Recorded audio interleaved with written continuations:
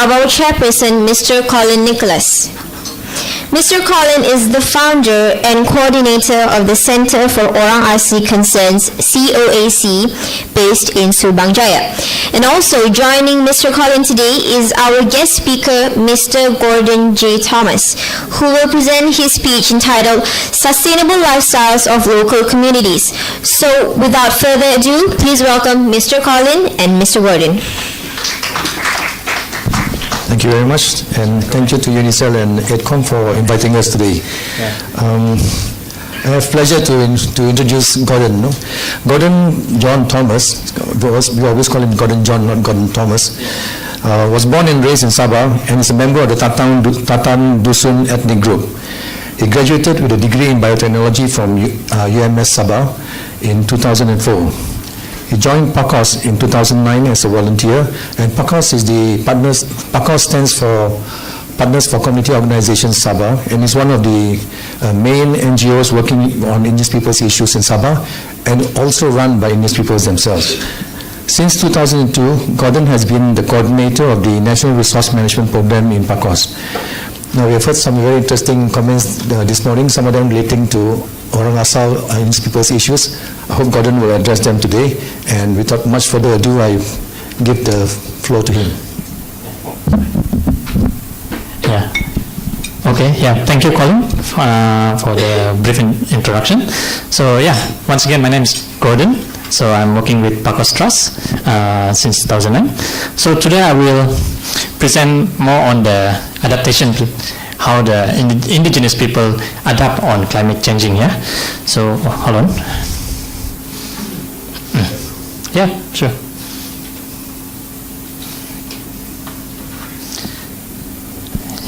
Okay. So so for brief introduction, so who are we in PACOS Trust? So PACOS Trust is a community-based organization, and it actively involved in 1987. Since in 1987, it's more on in the Christian group, but now it's changing to community-based.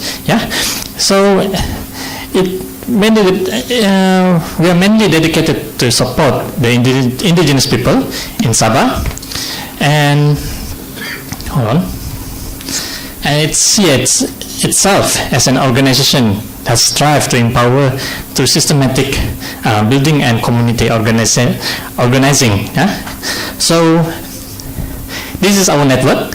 So we have three main groups in our network: the Dusun, the Murut, Paitanik, and 60% of them are IPs or indigenous people in 3 million population. So 70% of them are living in the rural area, especially in the interior, and mostly they are farmers. So this is the traditional, the indigenous traditional system. They have like 10. So it's usually they are really rich in traditional knowledge, but it's in oral. It's all in their mind. They never document it, they never written it, and usually they pass from generation to generation. But since because it's a modern world, the globalization, the knowledge become lost. So why is biodiversity is really important to the community? So it's IPs, like they are really highly dependent on natural resource, especially in land, forest, and water. So it's look itself as part of the ecosystem, because usually the IP, they are really concerned on their resource.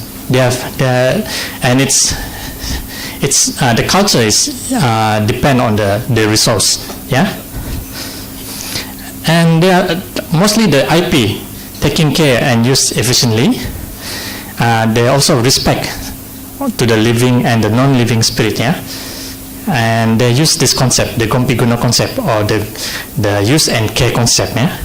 So this is the Gompi Guno. So it's when you translate Gompi Guno, meaning use and care or protect. So it's a indigenous concept on resource management. So they have like this, the example of the Gompi Guno, like watershed, community watershed, tagal or river management, community hunting, traditional herbs, garden, and community use zone. So this is to ensure that all the natural resources are fully utilized in a sustainable manner. Yeah. So, and at the same time, it indirectly promotes biodiversity conservation. Yeah. But there's a threat. Yeah. This is the threat to the IPs. Yeah. Like the large-scale plantation, mostly the palm oil or the acacia mangium. That's the main problem in Sabah. Yeah. The secondly is the development. Yeah. We not opposed on development, but we oppose on unplanned development. Yeah. So especially like the mega dams. Although this morning we talk about mega dams, but in Sabah, if you can see in this morning, the water loss percentage is like really high. Doesn't mean even though how to say it doesn't mean that because of the water loss, the water loss in Sabah is high. We don't need to build a dam. We need to make it more efficient. So then the third one is the logging. This is also the main problem in Sabah. Yeah, and also climate change. So what's the impact by the climate change? Yeah. So first is the unpredictable weather pattern. Like you can see in the top, the fire, the forest fire. Yeah. So during the drought, the forest fire will occur. Yeah. And also, rain, heavy. Like thunderstorm. Yeah. It's really unpredictable. During the drought season, it's raining, and also during the raining season, it's drought. Yeah. This affected the loss of resource. Yeah, like the paddy plantation. Yeah, because the IP, they use their traditional knowledge to plant the paddy. Yeah, and they know which season to harvest or to plant their paddy. Yeah, but because of the changing climate. Yeah, the erratic climate system. Yeah, during the harvest, it's raining. Yeah, and all the crops will fail, and it will damage the paddy. Yeah, and also during the plantation, it's dry season. Although if they follow their traditional knowledge, it should be raining season. Yeah, so it's affected the resources of the community. Yeah, and you can see below the rivers become murky. Thanks to the threats, especially like logging, and also like the quarry. Yeah, the river, like you can see the rivers like become murky. Mostly the fish, the tagal system will ruin because of this. Yeah, and also in the middle, it's mostly the landslide. Yeah, you can see the waters become flooded the village. The houses. So we have an initiative on climate change. Yeah. So one of it, we do an awareness, strengthen the capacity on climate change. Second, build the resiliency of community on climate change, and it's one program under the natural resource management lah. So we have partnership with the ASEAN Indigenous People Pact, the AIPP, which is consisting like 6 countries from Laos, Philippines, Thailand, Indonesia. We share together the knowledge. Yeah. Okay, so this is the perspective of community on climate change. Yeah. So we do a questionnaire. With the communities. Yeah. So there's mostly like 10 communities throughout the Sabah. We question them with this climate change. So this is the question: do the community aware on climate change? Yeah, mostly the community aware on the changing climate. Yeah. So the rain pattern, and it's getting hotter. Yeah, it's not like last time. Usually they will how to say? They will tell us that last time it's much cooler, and the weather is like really predictable. But now it's unpredictable. Yeah. So, but how do they understand on climate change? Yeah. So the community know and heard about climate change, but did not know how it happened. Sometimes some of them they heard from the seminar, because we do have a awareness seminar, but they don't know how the changing. So we do the awareness on the the greenhouse effect, everything. So do the climate change effect on their livelihood.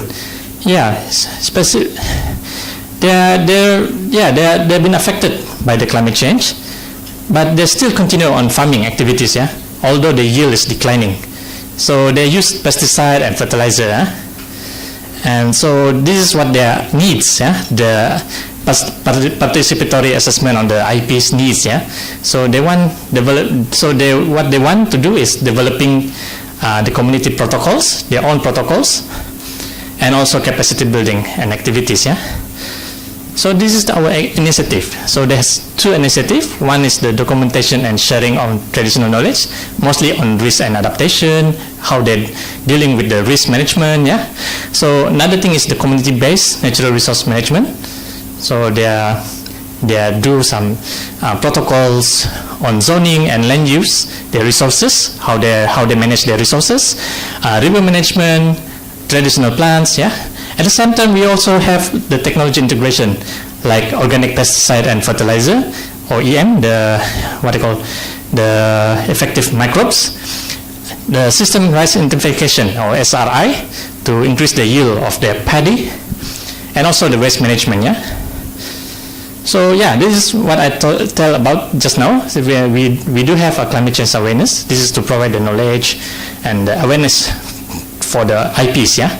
So we do like a seminar, then we have a participatory, asking their needs, how was their hazard, their timeline hazard, and how they manage the risk, in their village. So at the same time, we do have this documentation on good practice. So the community draft a community protocol on land use, like river or tagal, how they manage the river, how they manage the forest. They do a zoning in the area, they do a community hunting area, and also land, like the shifting cultivation land, they do that one. So at the same time, they also list down how to reduce and how to stop, the threats of that resources. So you can see here there's an activities like, the children, they're learning on how they do the the watershed management. This one is more on the mostly is how they manage the resources in the village. The auntie, you can see they're showing the traditional herbs.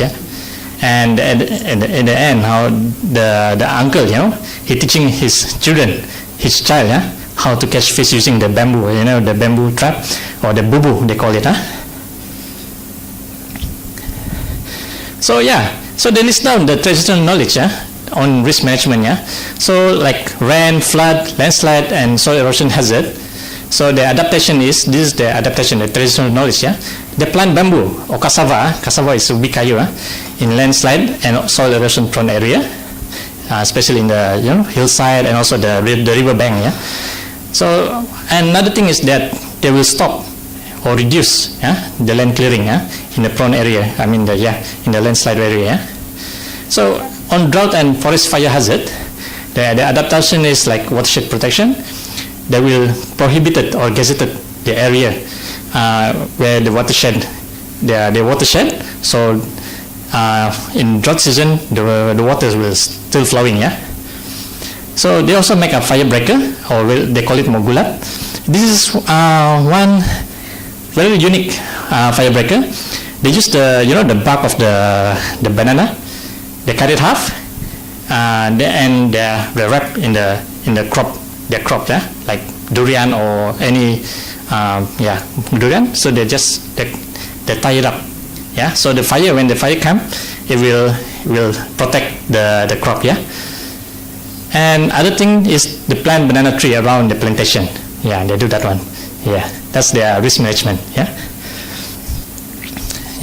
So the next thing is traditional knowledge. So through activities, this is how we promote. So it's the activists combine with the youth and elder because we need to promote the traditional knowledge. Yeah. So like this one, the first picture. Yeah.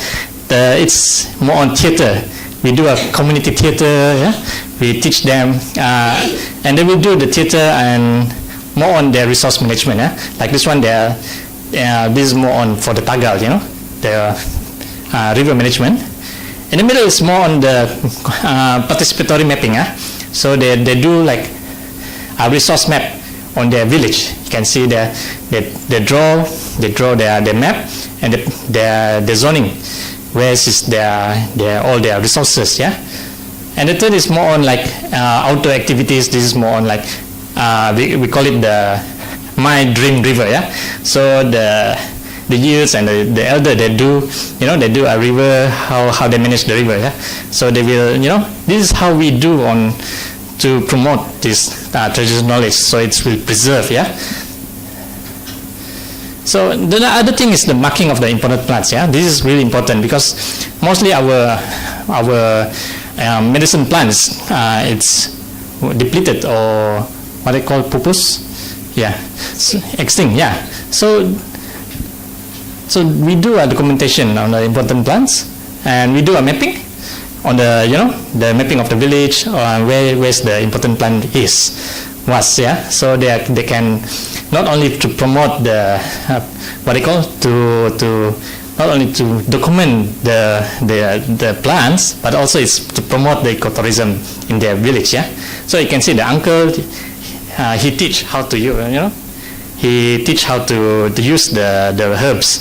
Yeah, and in the middle is it's like one kind of bark, what they call it, palm. It's a pollard. It's mainly for eating. Yeah, and it's quite good. Yeah, actually. And in the end, there's a tourist. They come to the village and do some, go to the sightseeing in the track. Yeah. So apart from doing a documentation, we also do a sharing good practice. This is more on the Tagal system. You can see here mostly we bring the village from other village where they don't have this kind of system, and also there's also visitors from our partners, from Thailand, Indonesia. They come and learn on this good practice. Yeah. So this is Tagal, yeah. So this is the example of Kopi Gunung, which is really well established. So this is community river management. So it's a grassroots initiative on river resource management. So they do a marking in a stretch of river as no fishing zone, yeah, for a period of time, 1 or 2 years. Yeah, this is to allow the fish resource to reproduce and increase. So this is how we do, yeah. And now it's like really supported and collaborated by the fishery. Yeah, they're really because of this initiative, the fishery, how they adapt and also they promote to other community. Yeah. So this is the map. You can see there's a green. Where's the green? Oh, there's the green, the red, and the yellow zone. Yeah. So yeah, there's a 3 zone. The red zone. Yeah. It's fishing. It's entirely banned. There's no activity at all. You can't do anything. You can't do fishing, or you can't even swim in that area. This is for the fish to breed. Yeah. The yellow zone is prohibited fishing, except for Buka Tagal, which means it's open for public. No, it's not for public. For the villages. Yeah. It's usually once in 2 years or once in 1 year, depend on the committee. Yeah. So it's only for 24 hours. They will catch the fish, and they can't use any like the nets. They will use hands. Yeah, bare hands. Yeah. So and at the same time they also will the yellow zone, they can also permit like the pregnant woman when they're mengidam like that, yeah, or at the elderly, yeah, where they can't go for hunting. So they will use the yellow zone for their protein source, yeah, source of protein. So the green one is mainly for activities, yeah, and we can see in the end of the day, it's the green zone. So this is open for any activities, yeah. So if a wrongdoer been caught fishing or do any activities, they will be get a sogit. Sogit is a compensation of the wrongdoer. Yeah, we don't punish them, but we just compensate them. Yeah, this time it's kind of like a cooling. We call it to cool down. It's not like punish, we cool down them. Yeah. Yeah. So indirectly, Tagal promote biodiversity conservation, right? Like flora and fauna, the water catchment and river. Yeah. So So other than that, we also do like technology integration. So like first is the waste management. Because of Rotan, the Rotan, it's going to extinct. So what they do is they use this waste management. This is like really novelty for me. They use the 3-in-1, the packet, the 3-in-1 packet. They do like a template and they make it as a wallet or purse. And you can see the auntie over there. They roll the newspaper. They roll the newspaper using the glue, just the normal glue, and they can make a handicraft. And in the end, they will varnish it. It will become like a really nice, what they call the handicraft, And the other thing is like the one they use the plastic and to make a handbag, really nice, So the other thing is the organic farming and also the system-wise intensification. You can see this is to increase the yield of the paddy, So you can see the community there. That's the benefit of from the workshop of the organic farming. The paddy yield is getting higher. So I think this is my final words. Well, the IP are really affected by mostly affected by the climate change. Because they are the grassroots. So second is the integration between traditional knowledge and new technology is really important, and communication is a key. Everyone is involved in climate change, not only the IPs, but everyone. So in the end, So this is our motto: sharing makes community. Thank you.